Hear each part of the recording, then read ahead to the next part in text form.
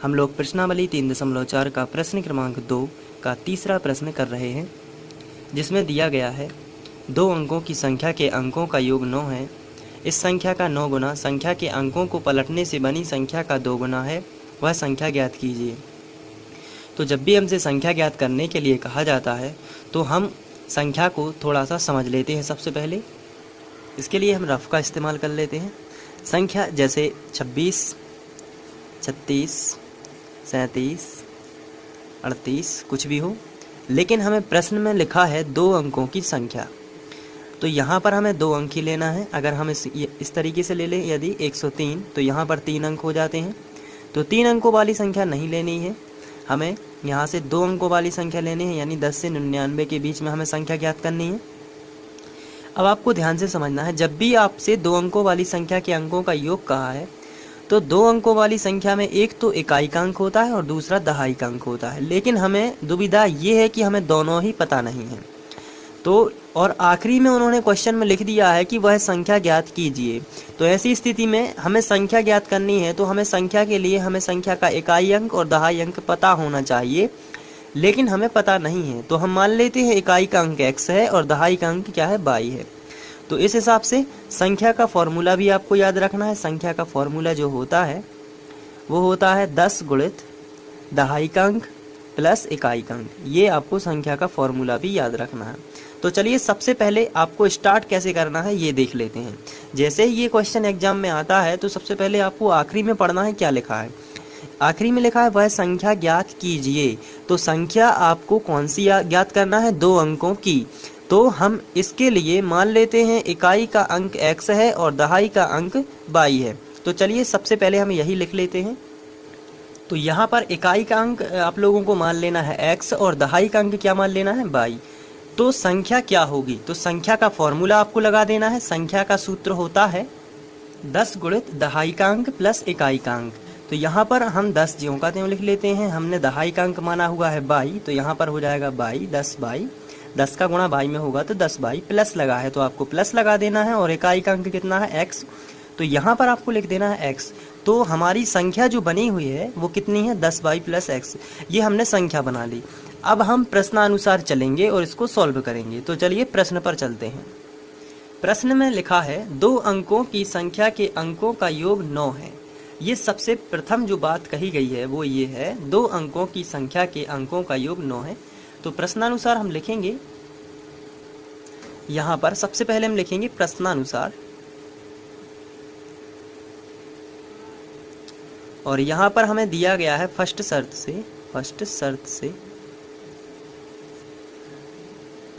से हम पढ़ लेते हैं क्या दिया गया है। हमें दिया गया है 2 अंकों की संख्या के अंकों का योग 9 है। दोनों अंकों की संख्या में दोनों का योग कितना है, अंकों का योग 9 है, यानी कि इकाई का अंक और दहाई का अंक दोनों अंकों का योग कितना दिया गया है क्वेश्चन में, 9। तो हम यहाँ पर एक स्टेप बना सकते हैं, एक समीकरण बना सकते हैं कि x प्लस y दोनों का योग है कितना, 9 है। इसे हम समीकरण 1 बना देते हैं क्योंकि ये समीकरण बन चुका है पहली ही शर्त से। अब हमें समीकरण 2 भी बनाना है और उन्हें विलोपन से सॉल्व कर देना है। तो समीकरण 2 बनाने के लिए हम यहाँ पर लिखेंगे सेकंड शर्त से, और सेकंड शर्त में आपको ध्यान से देखना है, क्वेश्चन पढ़ना है आपको। इसमें यहाँ तक फर्स्ट शर्त हो चुकी थी, अब हम आगे बढ़ेंगे। इसमें लिखा है इस संख्या का 9 गुना, यानी कि जो संख्या हमारी कितनी है 10y प्लस x, इसका 9 गुना संख्या के अंकों को पलटने से बनी संख्या का 2 गुना है। चलिए इसको हम सॉल्व कर लेते हैं। इस संख्या का 9 गुना, यानी हमारी संख्या है 10y प्लस x जो हमने अभी बनाई हुई है। तो ये संख्या है, इसको हम लिख लेंगे सबसे पहले तो 10y प्लस x, और इसका है 9 गुना। तो यहाँ पर आप 9 का गुणा कर देंगे। फिर वो कह रहे हैं कि संख्या के अंकों को पलट देने से, यहाँ पर आप प्रश्न में देख सकते हैं इस संख्या का 9 गुना संख्या के अंकों को पलटने से। तो यहाँ पर जो संख्या है इसके अंकों को हम पलट देते हैं। तो अंकों को पलटने से क्या हो जाएगा, x यहाँ आ जाएगा और y इधर पहुँच जाएगा। तो हमारी जो अंकों को पलटने के बाद नई संख्या बनने वाली है वो क्या बनेगी, 10x प्लस y। तो यहाँ पर पहले था 10y प्लस x, अब हो जाएगा 10x प्लस y। तो ये अंकों को पलटने पर प्राप्त संख्या तो हमने यहाँ तक इसको कवर कर दिया है कि अंकों को पलटने से बनी संख्या का 2 गुना है। तो यहाँ पर 2 गुना का मतलब आप जानते हैं 2 का गुणा हो जाएगा यहाँ पर। तो ये सेकंड शर्त से ये स्टेप आपको जमा लेना है। इसके बाद हम इसको सॉल्व कर लेते हैं। 10 नाम 90y प्लस 9 का x में गुणा होगा तो ये आएगा 9x बराबर, यहाँ पर 10 दूनी 20x और 2 का y में होगा तो 2y। इसके बाद आपको x y सभी को इस तरफ कर लेना है। तो 90y plus 9x minus 20x और माइनस 2y। यहाँ पर प्लस का जो 20x था इसका पक्षांतर इस तरफ कर दिया तो माइनस का हो गया है, और ये जो प्लस का 2y था इसका पक्षांतर भी इस तरफ कर देना है तो ये माइनस का हो जाएगा, और बराबर में आपको मिलने वाला है 0। अब यहाँ पर 20x में से 9x आपको घटा देना है तो आपको मिलेंगे 11x, और बड़ी संख्या जो थी वो माइनस की थी इसलिए माइनस का चिन्ह यहाँ पर रहेगा, और 20x में से 9x जाएंगे तो ये आएगा 11x।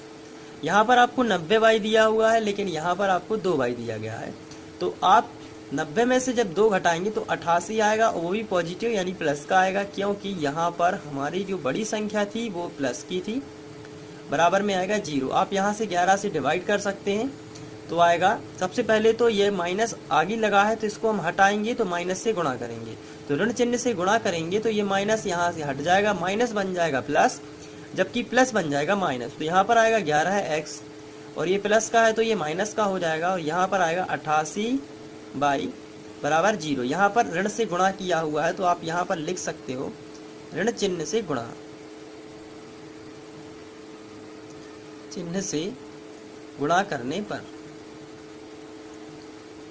अब ये इस तरीके के बनेगा। अब यहाँ पर 11 का भाग चला जाता है तो हम यहाँ दे देंगे 11 8 88 यानी 8y बराबर 0। ये आपका बनेगा समीकरण नंबर 2। अब यहाँ पर समीकरण 1 और समीकरण 2 बन चुके हैं। अब हम इन्हें विलोपन से सॉल्व करेंगे, तो चलिए दोनों को लिख लेते हैं। तो हम यहाँ पर लिखेंगे समीकरण 1 व 2 से, समीकरण 1 व 2 से, और दोनों को विलोपन से सॉल्व करना है इसलिए हम पहला समीकरण लिख लेते हैं x प्लस वाई बराबर 9, और दूसरा समीकरण है x माइनस 8y बराबर 0। अब इसको सॉल्व करना है। ये है समीकरण 1 और ये है समीकरण 2। तो विलोपन विधि जो होती है वो बहुत ही सिंपल होती है। उसकी प्रोसेस ये होती है, हम गुणांकों को समान करते हैं। जैसे यहाँ पर y लिखा है यहाँ, तो यदि हम y के गुणांकों को भी समान कर सकते हैं तो y का गुणांक यहाँ पर कितना है 8 और y का गुणांक यहाँ पर कितना है 1, या फिर हम x के गुणांकों को भी विलुप्त करेंगे तो उसके गुणांकों, तो यहाँ पर आप x के भी कर सकते हैं और y के भी कर सकते हैं। तो चलिए मैं यहाँ पर, मैंने आपको y से सिखाया है इसलिए y से ही कर देता हूँ, उसमें कोई प्रॉब्लम नहीं है। तो यहाँ पर y के साथ में कितना लिखा है 8 और यहाँ y के साथ में कितना लिखा है 1, तो y का जो गुणांक है वो होगा 8। तो 8 का गुणा समीकरण नंबर 1 में पूरे में आपको कर देना है। जैसे 8 का गुणा x में होगा तो आएगा 8। तो यहाँ पर थोड़ा सा मैं लिख लेता हूँ, समीकरण 1 में 8 का गुणा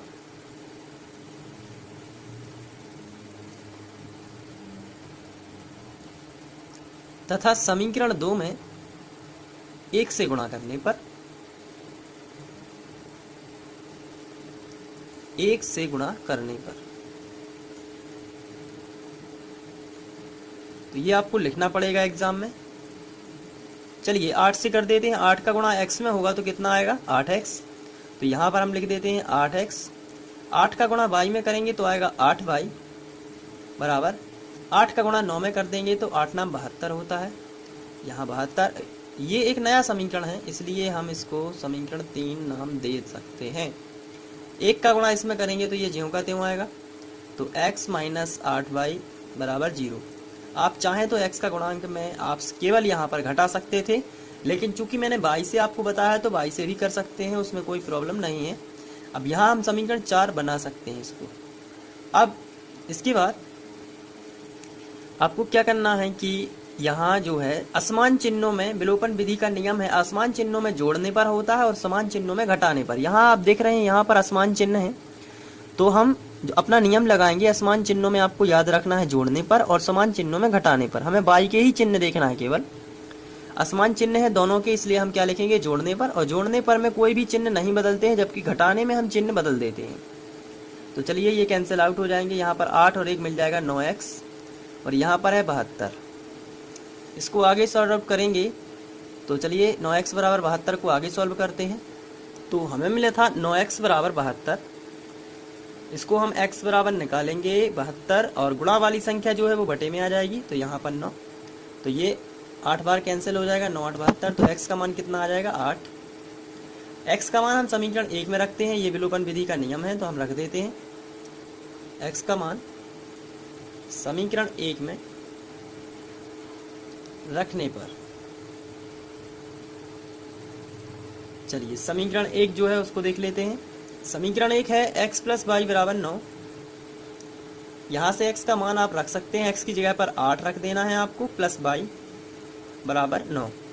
ये प्लस का 8 इस तरफ पक्षांतर हो जाएगा तो y बराबर आपको मिलने वाला है 9 माइनस 8, यानी कि 9 में से 8 गए, 1 बचेगा। ये y का मान है 1।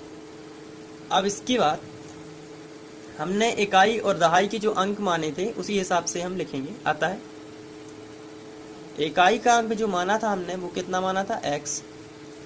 इकाई का अंक मैं आपको दिखा देता हूँ कहाँ माना हुआ था। यहाँ पर आप देख सकते हैं कि इकाई का अंक x है और दहाई का अंक y है, तो चलिए हम लिखते हैं। तो यहाँ पर हम इकाई का अंक 8 मान लेंगे और दहाई का अंक 1, क्योंकि इकाई का अंक हमने x माना हुआ था और दहाई का अंक कितना माना था 1। अब इसके बाद क्वेश्चन में हमसे पूछा गया था संख्या ज्ञात कीजिए, लेकिन अभी हमारे पास केवल जो फॉर्मूला है वो है इकाई दहाई के अंक ही पता है, तो संख्या का फॉर्मूला लगा देंगे आप और यहाँ से ये सॉर्ट आउट हो जाएगा। संख्या बराबर 10 गुणित दहाई प्लस इकाई का अंक, तो ये हो जाएगा 10, यानी कि 10 गुणित 1 प्लस 8, ये संख्या ज्ञात हो जाएगी। 10 एकम 10 प्लस 8 यानी कि 18 जो होगी वो संख्या होगी। इस तरीके से आप सॉर्ट आउट कर सकते हैं। Thank you.